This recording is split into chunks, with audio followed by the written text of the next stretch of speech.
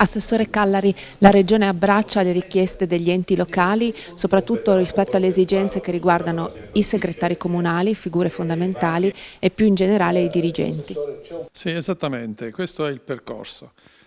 Finalmente, e questo lo hanno detto veramente gli stessi sindaci, questo luogo, il CAL, diventa un momento di condivisione.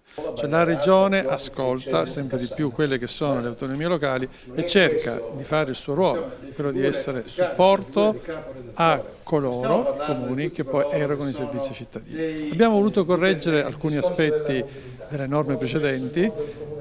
È una legge che in qualche modo cerca di mettere ordine su alcune questioni, quali per esempio quella dei segretari, che in base ad una norma del 2016, la 18-2016, erano stati inseriti in un quadro normativo che determinava la difficoltà di reperire queste figure. In qualche modo abbiamo voluto restituire ai segretari quello che è la loro funzione, che non è relativa a quella della figura dei dirigenti che svolgono altri tipi di ruoli, ma riconoscendo anche in qualche modo la sensibilità e la specificità particolare di queste figure, che spesso in tanti piccoli comuni devono svolgere mansioni così particolari che soltanto figure dedicate possono risolvere.